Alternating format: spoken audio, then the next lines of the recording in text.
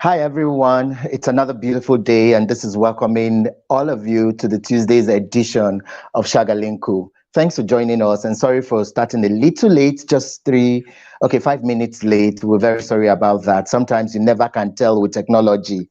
Okay, my name is Ambassador Emmanuel Gabari, and I am your host for the program. COVID-19 has not only affected individuals, but also organizations and countries. So on today's episode of the show, we are asking, how can the world recover from the economic losses caused by the pandemic? Well, I have my guest here. So ladies and gentlemen, please join me as I welcome Mr. Edwin Ikhuoria. Afternoon, sir. Good afternoon, and thank you for having me. Yes, and sorry for the little hitch there. Sometimes you really can't tell with technology, but it's okay. We are good to go.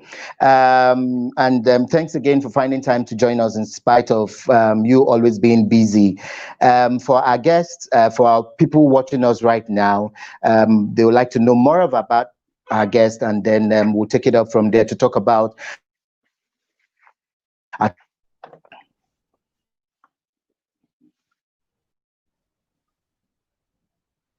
hello.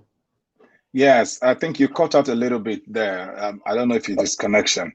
So my name is Edwin Okay. Ikhuoria, and I am the African Executive Director at the One Campaign. And for those who know the One Campaign, or those who don't know the One Campaign, we basically are a global campaigns organization fighting to end extreme poverty and preventable diseases. And we've worked at the policy level trying to see which policies affect the poorest people and how those policies can be made to work for the poor. And the aim here is to empower people to bring themselves out of poverty, because we believe that there's nobody that is not able to work themselves out of poverty if given the right opportunity and if the space that is provided for them allows them to. And so we basically try to make sure that these policies that governments make, whether from the donor countries or from the countries in Africa where most of the poor people live, how are these poor people made the center of these policies? And so we motivate, we do a deep policy analysis, we do a lot of campaigning, basically mobilizing people to stand behind policies that work for the poor. We also try to make sure that to mobilize people, we also try to get the pop culture involved, basically getting talent and artists and influencers, people who are known and respected by the people, to be the voices and be the messengers, of these great policy changes that we think will affect the poor. We also work with a network of young people, like probably aware, like you were also part of, what we call the One Champions. And the idea here is to train individuals to be advocate themselves of these policies that affect the poorest people, and how they can on their own have the agency to begin to create their own campaigns. And then we believe that if we have a core, a critical mass of people who are enlightened, trained, and they know how to advocate for these policies, we'll very much be on the way to ending extreme poverty. And of course, unpreventable diseases, at the end of the day, it is only those who are healthy that can actually try to come out of poverty. So for people who are sick and are not able to even survive, then nothing else matters to them. And that is why we always try to not just try to end extreme poverty, but we also try to end preventable diseases that do not need to kill people, because things that are done before can actually prevent them. So this is what One Campaign does. And I happen to be managing our programs across Africa. I'm based in Nigeria, but currently I'm talking to you from the United Kingdom, where my family is. Well, thank you so much, and you're welcome once again. So to our viewers, if you want to join in the conversation, drop your comments at the comment section of the program. You'll see the comment section below. Just drop your comments, we'll read them. My guest and I will respond to them as the program progresses.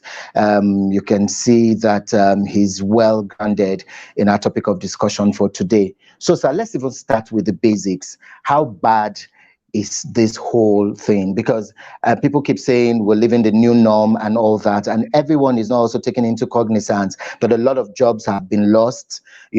Families are trying to recover, so to say, and then the GDP is not friendly at all. Yesterday, when NBS released the statistics, it was worrisome. For you, what do you think about this whole thing, and how are countries, particularly Africa, taking this whole shift? Okay, let me start by saying that this pandemic has really it has hit harder than we all envisaged.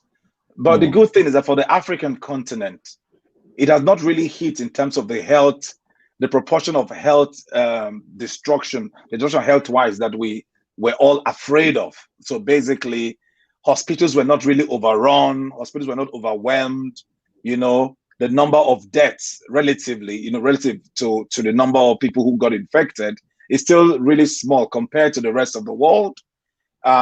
So health-wise, we say we've been hit, but the biggest hit for the African continent particularly is on the economic front. As you would recall, the main response, the first response to this pandemic when it started was the shut down everything. And when you talk about shutting down everything, that was really, it had real ramifications, real impact. You know, shutting down everything means that people could not go to work, you know, and not just people could not go to work, certain places of businesses were totally closed down, especially the transport sector. The transport sector consumes, you know, diesel, fuel, you know, to be able to operate, right? If that was no longer being being used in place, it means that countries that are relying on selling this fuel to survive, like Nigeria, you know, are going to be badly hit. And that is why you even saw at the peak of this shutdown, fuel was selling, or not fuel, crude oil was selling in the negative. Negative means that people were actually begging people to take this crude from my hand and I will pay you. It's not because even nowhere to offload them or use nowhere them. to offload them. Yeah, all the storage tanks, all the storage capacity were filled to the brim. And so countries had enough. More than enough, because people were not using them. Industries were closed, factories were closed, planes were not flying anymore. You know, that was the biggest impact first, because the first impact is that many African countries, whether those who relied on oil for their survival or for their revenues or otherwise, many of them could not get the monies that they were expected to get to fund their budget. And if the government does not fund budgets, especially in the African context, government is the biggest buyer of goods and services. Government is the biggest contractor, you know, in terms of as a body. And what does that mean? Those who rely on government contracts and the rest, you know, shut down. They couldn't operate. So and then that is on one side. The other side is that for when the economy shut down, when there were no factories, no banks could open, restaurants could not open, markets could not open. It definitely it means that people are no longer making money. If you're not making money, the next step for any businessman is to, you know, pull down staff, right? So people were laid off work, millions of jobs were lost. In fact, in Africa, it is estimated about 30 million jobs will be lost during this pandemic. You know what that means? 30 million people don't have anything to do. That is number one. Then let's come to the core of the matter, the one that affects people at the grassroots, the informal sector, the trader on the street, the plumber, the welder, the electrician. They couldn't go anywhere. And if they couldn't go anywhere, these people live daily. So basically, it is the work that they do daily that gives them money to feed and feed their families, give them money to do anything. You know, let's come back to people like in private schools, teachers in private schools. Up till now, schools have been shut down. Private schools can't pay teachers, right? So the economic impact, what I'm trying to paint, the picture I'm trying to paint is that the economic impact of the pandemic is really, really, really worse than even the health impact in Nigeria. It doesn't mean that people are not dying. People are dying, but people are, this widespread death that we've seen in other places has not really shown up in Africa like that. We have deaths, right? But the people who have lost their jobs, lost livelihoods, the industries that have closed down, shut down, the economy tanked. Not just tanked, we went negative. Look at the Nigeria GDP in the second quarter, negative 6%, 6.1%. Terrible. So this basically means that the economy is shrinking. And so, of course, the economic impact is the worst of it. And it is far above anything we have seen in the last 10 to 50 years. So, and that is why it is really a call for concern at this moment. Okay, thank you so much, sir. And another angle we are looking at this from is, like the COVID palace would say, Nigeria and Africa already has its underlying issues like poverty, insecurity, underdevelopment on its own, and then we are here saddled with the COVID wahala on another level. What do you think? What do you think we should begin to do, or African leaders should begin to do? Because it's like double jeopardy, so to say, mildly. And then I like the fact that you talked about the health impact not really being seen the way speculations were on, that bodies will be littered on the streets and all that. But that can't take away the fact that we also, as African countries, have our own underlying issues. Take, for instance, insecurity. Like you said, a lot of people have lost jobs. People have even died of hunger than just of the pandemic. We still find pockets of insecurity here and there in villages, in cities, and all that. What should we begin to do differently? Okay, to even put it in perspective, it's not just about the fact that we had underlying problems. Let me tell you something. Since 1990, before the Millennium Development Goals started in 2000, right? Africa had gained some traction in terms of poverty reduction over these years. But I tell you, in the past 25 years, all the gains that we have made in terms of people coming out of poverty in a few months wiped away. Too bad. Because of this pandemic. So there are this crisis, there are the underdevelopment, and there is everything that we talked about in terms of, how far we are from meeting the Millennium Development Goals. Now the Sustainable Development Goals, right? But this pandemic came in a few months. Any meaningful progress we had even seen at all, it is wiping them away. Right? And this is where the disaster really is, because the whole world has been fighting to end extreme poverty, and then suddenly this shocker comes in, and then people are suddenly reversing all the gains we've gotten. They have been reversed. Now, to broaden the dimension, so all of these issues are there. We've all been campaigning, especially for like one campaign where we have been pushing for the right policies, the right investments. We say put money in health, put money in education, put money in in the systems that would enable and engender employment and economic empowerment of women. Right? Suddenly, the money just doesn't exist anymore. I tell you, for instance, you say, what should we be doing? What we should be seeing right now is that investment should be coming in to cushion the effect of this poverty, of this huge poverty that is going to really come. Nigeria was seen by the World Poverty Clock to be the country with the largest concentration of poor people on earth. Higher than China. China is 1.3 billion people, but the number of people living below the dollar line, below the $1.90 line in China is less than the number of people living below the $1.90 line in Nigeria. Imagine 200 million to 1.3 billion people, and you have more people living in poverty, extreme poverty in Nigeria than in China. But what does it mean? In 50 years, they took out over 800 million people out of poverty. Right. This was because of sustained investment in specific things, specific sectors that took them out, consistent infrastructural development in all aspects to make sure that they reach everywhere, so that the people in the rural China can have access, they can sell their goods even to the world from wherever they are. All of these investments, that has happened.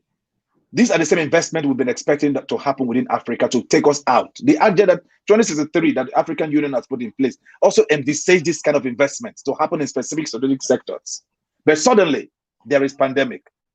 And the pandemic takes away every resource that is required to make this investment out of the window, because now countries that are supposed to be making investments in health and education are suddenly pouring the money to service debt, and nothing is left. Because again, we can't make money from selling oil or anything else. Sure. And because factories are not working, they cannot pay tax. Because banks are closed, the revenues go down, the tax they pay becomes really, really small. So all of that, it just decapitates our revenue profile and the investments that the public should be making in these key sectors. But that's where we are.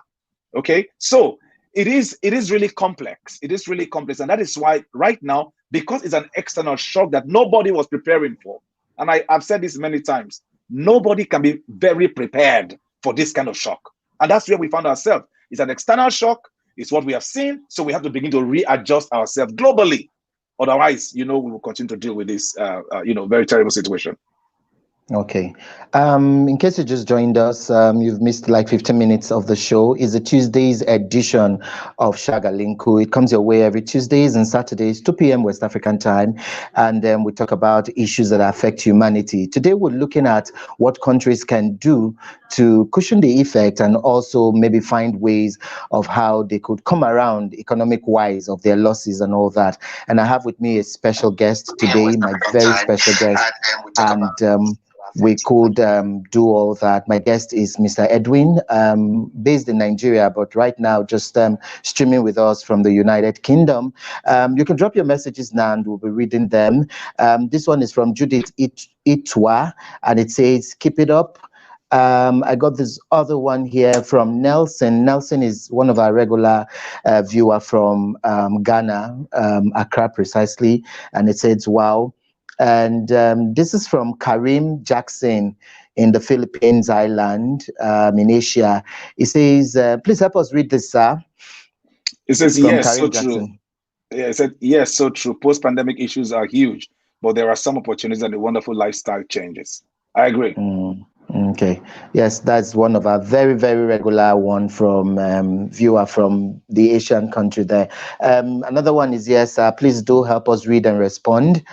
It says many countries' economy have been affected greatly by COVID-19 pandemic. The COVID-19 pandemic is a global tragedy, but that shouldn't prevent us from finding innovative ways to accelerate progress. So one of the ways I believe we can achieve economic growth is having growth in our productivity. I totally agree with that as well. Okay, so I'll come back here and ask. Karin came back a second time. We'll just take this and see from Philippines. Yeah. I mean, that's a very personal one, which just symbolizes exactly what we're talking about. It says, yes, I lost my investors. They were due to fund us literally 2 weeks before the pandemic hit. Whoa. So terrible.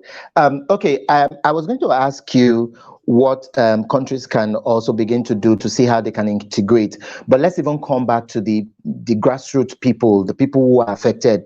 You talked about something in your stats that Nigeria or Africa is a country wired around people having to go out every day to get their living, So like I keep saying every time on the show, that the banking sector, their major customers are not just the conglomerates and big organizations.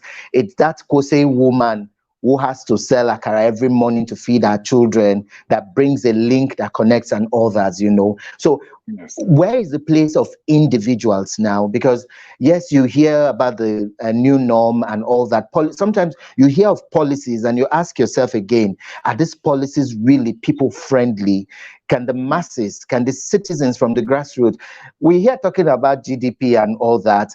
The poor woman in a village who goes to the farm doesn't, if you are talking about GDP, we'll be asking you which one is GDP again and all that. So yes. Where and what is the place of the masses in terms of all this before we even come to what countries can do to synergize and have a balanced business plan? Okay, first of all, I think somebody made a statement in a comment that I thought is very key. The question is that in the face of adversity, that is when innovation comes. Innovations, are the highest because people will survive. That is the instinct we have. Our instinct is to survive. And when the adversity becomes so huge, the first thing that takes our survival instinct begins to make us, try to think about, how do I survive this? How do I survive this? So innovation is supposed to be rife at this point in time. And let me explain that individuals here, the informal person, now will soon realize those who didn't want to open online businesses because they can't have online businesses, right? Because they think it is for the high and mighty, suddenly realize how important it is to go online. right? And Because effortless. and yeah, and then you begin to see those who have not expanded education because they couldn't leave their economy, they couldn't leave their local area because their kids, they were not educated, so they cannot go online. And this is a reality here. They suddenly begin to see the value, and that's why somebody said, and I agree, it provides an opportunity to see that, listen, if you don't know what these things are, you will be left behind. True. Because about survival means that you need to try, how do I survive this? If you now see that everybody is getting their money through phone credits, right? You suddenly become aware of how to use the phones to get your credit. So these are opportunities that are also presented for individuals to also what they call upgrade yourself to be able to fit into a situation like this in the future, right? What do we also see? We've seen a lot of innovations showing on platforms. Look at where we are talking. I'm in the UK. You are in Nigeria, in Kano, and we are discussing like we are face to face, right? Individuals now have to find ways of taking these opportunities to be able to do that. Otherwise, this is the new normal. This is the new normal. So that woman selling Kwose may not necessarily remember or know what GDP means, but she definitely knows that if I don't do something now, I will die of Who's going to hunger. feed my children? Yeah. Exactly. So if that woman produces her corn or her guinea corn or her groundnuts, right? And suddenly she cannot sell because she cannot travel, right? If she now knows that it is possible for you to sell your products online, your Kwose and your groundnut, there's an aggregator in Kano City who can take this thing from you if they know you have it. Suddenly, the most intelligent person, not intelligent, the most educated person in that family suddenly begins to say, you know what? If you show your groundnuts on this platform, people in Kano can actually know that you have it. They can send whatever and pick it up. So those innovations are things that are supposed to begin to show up right now. Individuals can plug into this to the disaster by creating innovation, look for innovative ways to bridge the gap, because survival instinct kicks in. So that is number one. But more importantly is, how do you formalize your informal businesses? Because you cannot be selling Kwose forever. That's the truth. This pandemic has shown that it is time to take your Kwose to Kwose PLC, right? Or to Kwose Limited, right? Or Fry Ekpa. Fry Ekpa has gone from just backyard business to Fry Ekpa Limited, because that is the only time you can get what you call that. You can get a legal backing, and a bank, to give you money, when you're able to do this, right? So there is that whole process. So individuals need to find the opportunities where they exist, but it's also important for the government, like we're going to talk about, to really create the infrastructure to allow all of these things happen.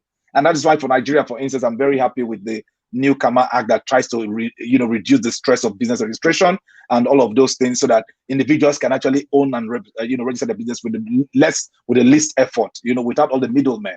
Those are some steps that should be taken in terms of easing the conditions of doing business, that we're already seeing. So yes, individuals, we need to plug in, and it is about instinct, actually, and innovation. This is the birthplace of innovation right now. Yeah. Okay. Thank you very much, sir. Let me also take you on one other angle before we even put our searchlight on the government.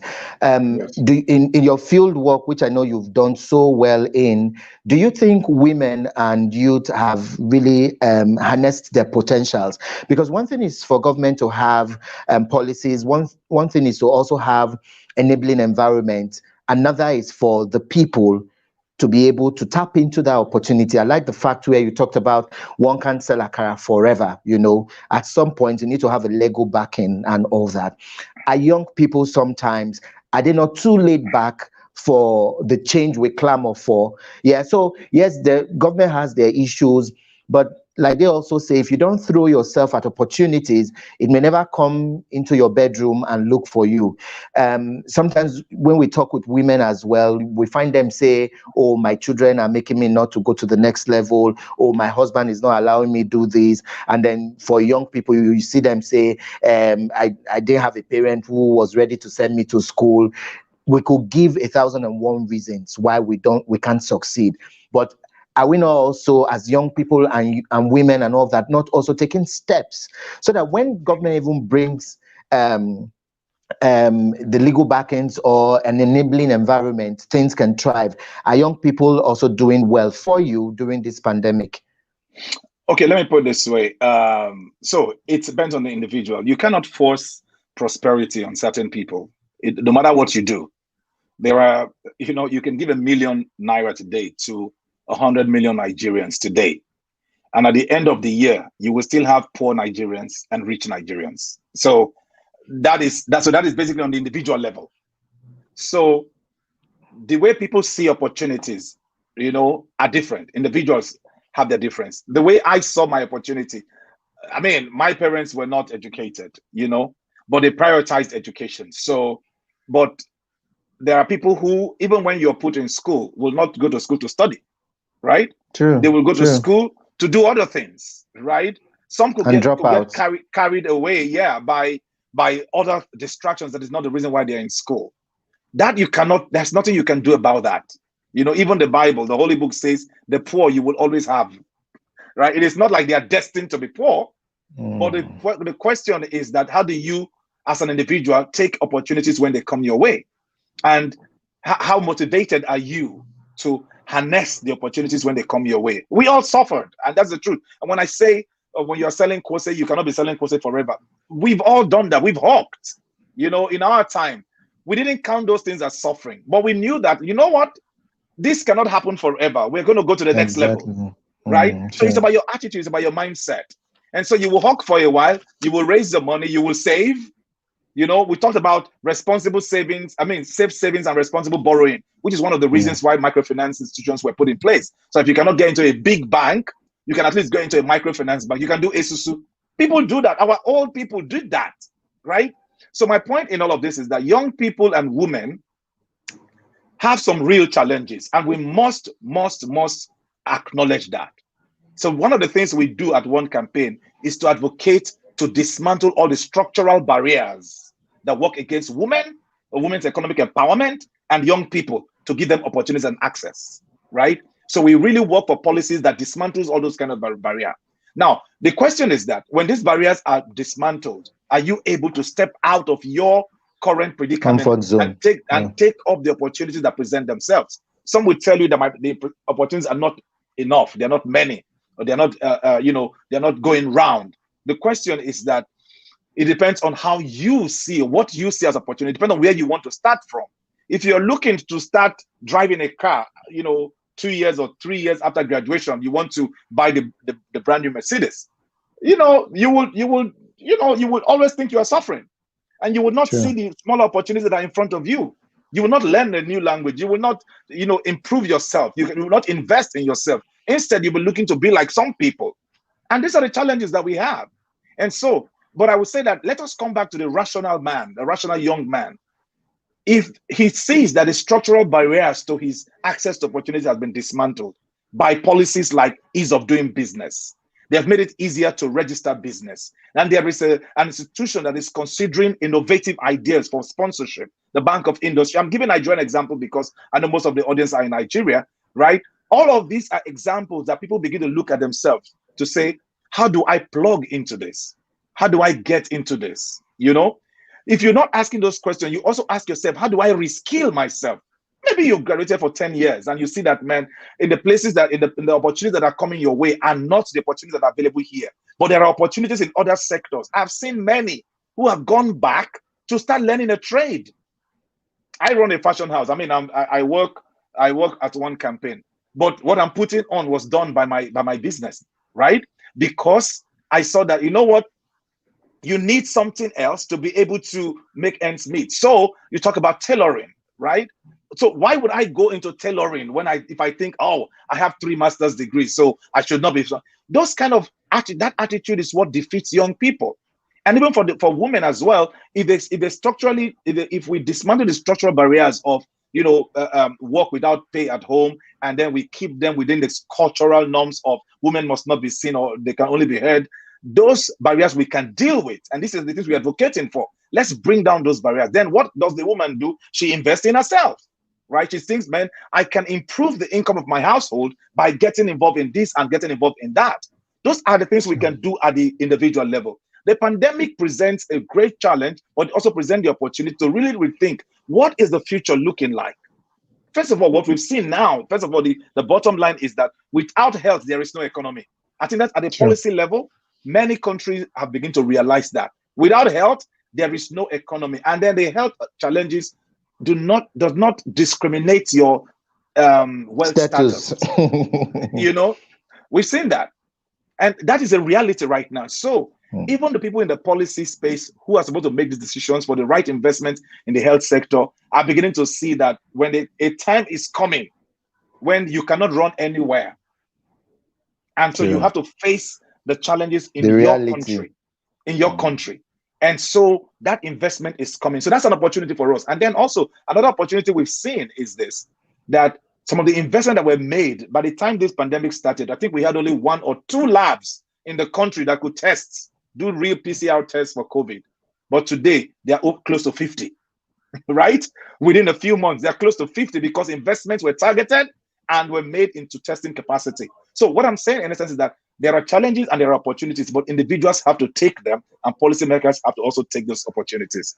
I hope I've gone very round to answer that question, but yes, you did justice to that. So, sir, we'll quickly take some more messages. Here are some of them. You can read and then respond to them, and we go on, sir. It says many countries have based their basic needs for their populations on other countries. I mean, importation. We see African countries importing from electronics to rice and even fish, and we have all the resources to be producers of all these key necessities. This was one of the reasons why some countries were really hit economically during this COVID-19 pandemic. Countries like Nigeria has had a history of great agricultural prowess, a time in which GDP of the nation was booming. So I guess this is not complete. In my screen, I can only see a few. It's maybe to come later. I totally agree. When we come to what countries can do, this is one of the things I want to say. The first thing is that we have to rely less on imports. We have to be self-sufficient. Any investment we make that does not make us self-sufficient. One thing COVID has shown to all of us is that every man for himself. It's unfortunate. We all require a global partnership to come out of this pandemic. But what we've seen is that the global supply chain, the interconnectedness of the world, particularly around with the link to China. China is the manufacturing hub of the world. If China couldn't send goods to you, countries became stranded. Prices went up. You know, one of the things we have learned as a whole, and for countries to come out of this, is to begin to look for and develop local alternatives. That is imperative. That is imperative. If we don't do that, we will forever remain exposed to external shocks, right? Yeah. Another thing that we'll say now, I mean, through her comment, I'm trying to just get into this in terms of what countries should be doing. The other thing for the African Union particularly is the Continental Free Trade Area. You know, for those countries who rely on imports from really far places, when the pandemic hit, when you could not move, you are worse hit, like the comment that was made. But when we have the ACFTA, which we hope, the Africa Continental Free Trade Area, which we hope is going to really, it's supposed to launch in July, but right now it's been pushed down to January 2021. That is supposed to help countries within the African region trade more with each other. And the idea would be that when there are countries that are producing what we don't, you don't have, it is easier to get from your neighbor. So if we combine that with real infrastructural investment to link countries. Today I saw in the news that the African Development Bank is going to fund the feasibility study between Ethiopia and Sudan, a rail link. That is the kind of things we need. If you have road links, rail links, that connects African countries to each other, it will be these are the key areas that as a continent we begin to look at, so that when we can connect with each other, it is easier to move between the African countries than bringing things, from outside. Integration will improve, and so will opportunities increase, especially for young people and young entrepreneurs and women entrepreneurs. So these are some, key policy, strategic policy decisions that have to be made now. How do we wean ourselves from relying on external, on imports? Huge imports for everything, especially agricultural products. We talk about food hunger not killing more people than the pandemic, because a lot of the food we consume on the African continent was also imported. almost 92% of the medicines we consume is imported. These are the things that must change right now. We cannot continue to import. We have to also begin to produce local alternatives for these things we import, especially food and medicine. Otherwise, like we said, thank God I would say that it is God, I would still say, that helped Africa, that we did not collapse completely in terms of our health infrastructure. But if we all had to be relying on imports for medicines that we take, it means we will die when we couldn't move. You know, so these are important lessons that we are taking from this. Okay, some more messages here. Karim Jackson from Philippines says, that is why America, we are top COVID-19 death. We have high stress, low quality food, bad health. I think Frankie Bassi came back a second time. I think that was a message that was not complete. I don't know if this one is the concluding part. No, I think it's a new comment. Okay, this is so enlightening. It brings together the last show where the speaker brought out the pros and cons of just basing your livelihood on paper qualification instead of incorporating skills acquisition. Last week Saturday we had a guest from United States where we were talking about skills acquisition and paper qualification, especially now that the pandemic thing. So you have a PhD and you can't go to work because COVID says stay at home. So you know, and she spoke extensively on that and said every young person, everyone should begin to have skills. In fact, she talked about food security and said even from your corridor, people should grow what they eat and all that. And that brings me back. Yes, I know you've talked about integration and all that, but let's even talk about one also. What are some of the things one is projecting to also see how they can mitigate? I know one has done a whole lot of activities. A lot of us have also been beneficiaries to that, the empowerment, the capacity buildings, the exposure and all of that. And you talked particularly about pop culture.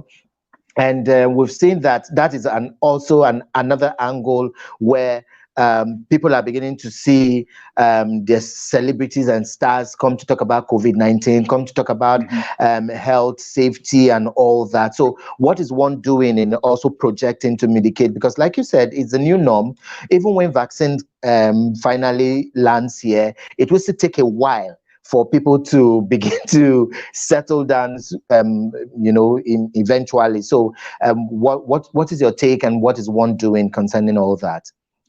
Okay, so two things. I would say, I'm not sure if you can play a song. One of the key thing that we just did, it's a song called, Stand Together. The reason why I wanted that song I wish you can, I'm trying to play it, but I wish I wish you can play it. Maybe when you send it to us, we could play it later on. I asked before if we could have a video of what one was doing, and it would have just been good.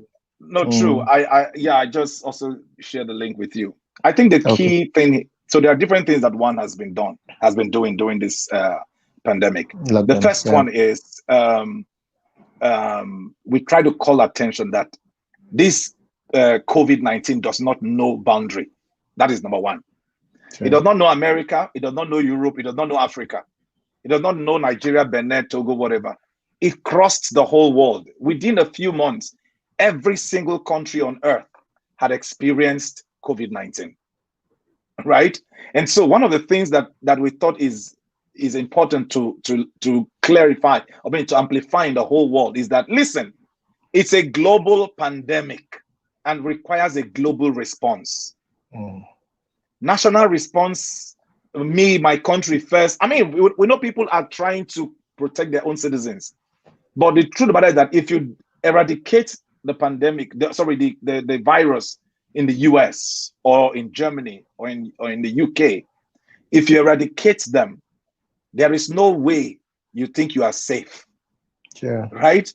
Because the pandemic will find its way. The virus will find its way into back your again. people again, as long as it exists anywhere on earth. Imagine it was movement. Was first reported in China, right? But now the whole world has it. So we are global. It's a global village, and because of that, there is definitely movement, and movement means that people would have to, connect. And this virus does not know boundaries. So it does not know boundaries. It does not know geography. It does not know rich. It does not know poor. And so nobody is isolated. During the lockdown, every single financial center in the world was locked down. So what does this mean? It meant that you can't even transact. You can't even do anything. And so what it required for us, or what we've been pushing for, is that, guys, the whole world needs to come together to find a solution that will go round the world.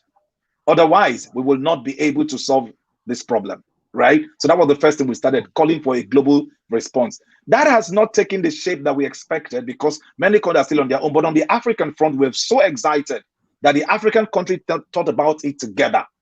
So they created the Africa Response Plan. They have the different, they were mobilizing resources. Again, this was one of the, at the earlier stage, you saw that getting access to test kits, PPEs was so difficult, because each country was finding himself. But the African Union really helped to mobilize, a lot, a chunk together, so that African countries can now get access to these things. So those are the, those were the kind of initial, that was the initial work, our initial work. The second thing was we also started raising alarm to say, hey, why you are locking up people down? People will die of hunger, So we talk about, let us include food or farming as part of the essential quality, especially essential services that people can begin to move around, so that otherwise you're trying to keep people from dying from COVID, then you're getting people to die from hunger, because people have to eat, right?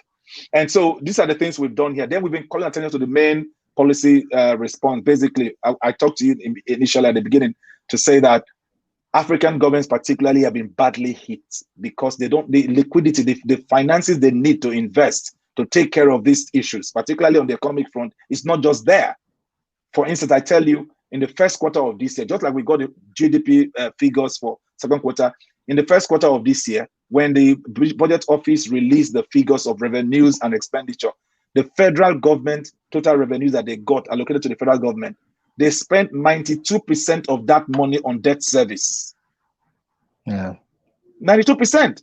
And so one of the things that we've been shouting for and calling for, and we're still doing it right now, is this debt suspension, debt relief, to say that, listen, African countries are really, really suffering right now.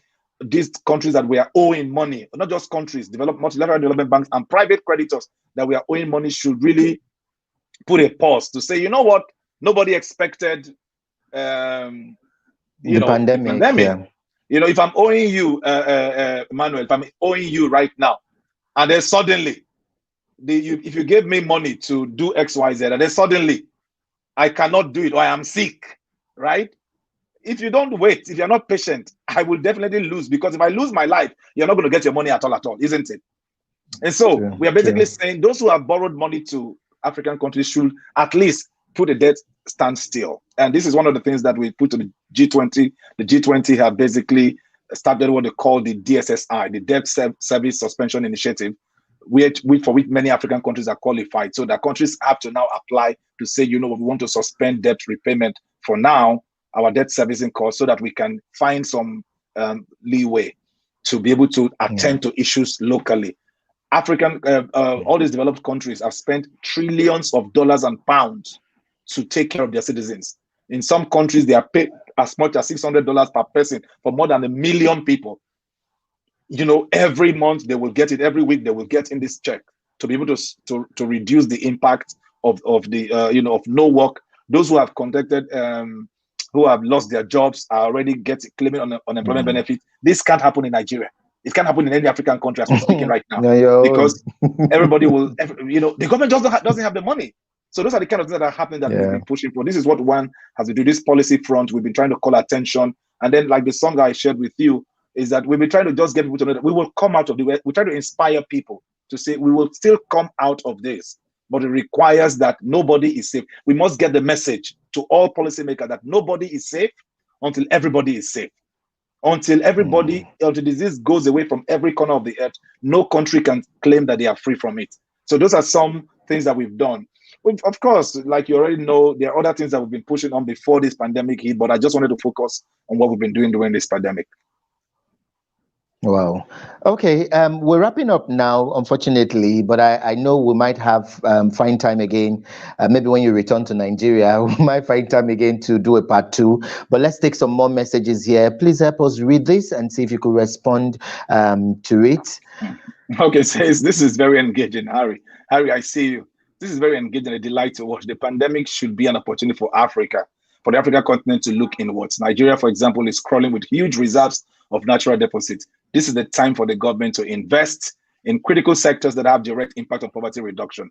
Build more factories, invest more in small and medium scale enterprise sectors, and improve on fiscal responsibility. That is fantastic. That's exactly that is the same message we've been putting across. If you produce locally, empower small scale business, give them access to finance, but the businesses themselves have to be formalized, otherwise they will not have access to this finance, right? And then once you create an enabling environment for these guys, then you are able to, get them to, to be responsible, to be accountable. And when people pay taxes, there has to be real fiscal responsibility. You can't spend all your money buying and investing in white elephant projects, right? You have to use the money judiciously. If you borrow money, right, to do infrastructure, it should be well spent. And then this infrastructure you should be able to pay for themselves. We cannot just be borrowing money, spend on infrastructure that are white elephant projects that cannot pay for themselves. So that's real fiscal responsibility. That's a key component of that. Thank you so much, Harry, for that. Yeah. I take so many messages here, but I'll just take a few more and then you respond and we this is from Asia again. Maybe you take this again. Okay, so it is them just giving them their own taxes and unemployment insurance money back. I got nothing as a global entrepreneur, but in USA taxes are 30 to 50% of your income. I get you. Thank you so much, Karim. I totally understand that. The first thing I think before we even leave, there's a message I need to pass across. Nobody can solve poverty without data. I must say that. Yeah. At least in the US, we have a number of people who report unemployment, say we're unemployed, and then the labor office can show you the number of people who are unemployed. Can we say that across Africa? How many people are unemployed? How many people are underemployed? Apart from estimates that we have, who are they? Where do they live? It is only when we know these people, that will be able to think about the policies that can affect them based on their geographies, based on the opportunities that exist in their places. I don't know whoever wants to solve problems or solve the poverty problem without investing in data. I don't know who will succeed with that. And that's one of the things I think, if there's a message we should pass across right now, that the policymakers should invest in data for the whole country, the whole continent. We should know who we are, where we live, what are the challenges, what are the opportunities, and that is when we can begin to plan and then begin to see how these opportunities these challenges can turn into opportunities for us. Yeah, as before we wrap up, as countries begin to ease down and ease off, begin to gradually ease off movements and all that, what would be a word of advice to citizens? Because like you said, it still takes the individual to say, you know what, this is my life.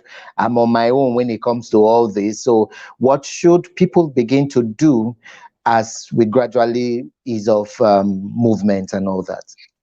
I think the first thing is that the virus is real. Those who don't believe it is real are doing it at their own risk, at their own peril.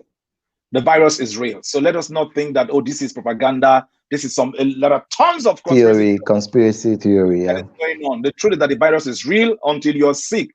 I couldn't, when I tested for me before I traveled, when I tested, I was negative, right? But I cannot tell you that if they do an antibody test right now, I'm not sure. I'm sure it will show that I was infected before because I became so sick. But one of the things that I did was to self-isolate, constantly make sure that I was taking care of myself with all of the things I could do, fluids and all of that. It is so real. People are dying from it. So as we open up, let us do the basic minimum that we are asked. Wash your hands, right?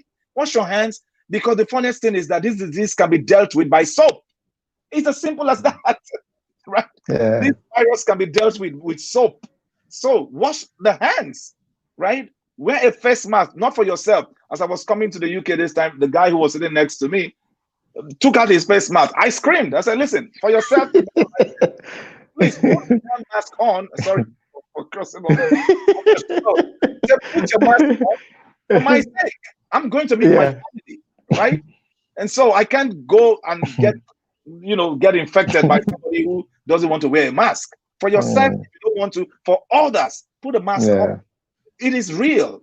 And let's try to hope and push for as much as we can. As much as lies within your hand, do what you can do. And I'm hoping that this will pass over soon.